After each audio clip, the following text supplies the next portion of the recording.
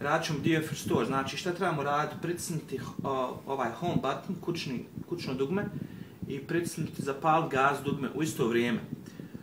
Nakon 10 sekundi treba pustiti gornje dugme i nastaviti držati donje dugme dok ne izađe ovdje poruka od iTunesa. Znači 10 sekundi. 1, 2, 3, 4, 5, 6, 7, 8, 9, 10. Prestajem gornje dugme držati. Treba nastaviti samo donje držati.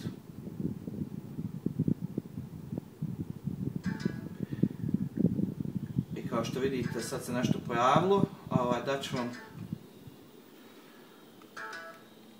možete pustiti i to je ta poruka. iTunes has detected an iPhone recovery mode. You must restore this iPhone before it can be used with iTunes. Znači, ubacili smo iPhone u DFU recovery mode.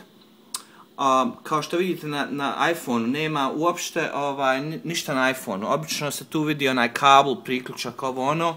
Međutim, kad ste stvarno u DF modu, što Apple koristi za restoraciju svojih telefona, ništa se neće pokazati na telefonu. Znači izgleda kao da je ugašen, međutim nije ugašen. Telefon je upaljen u recovery modu.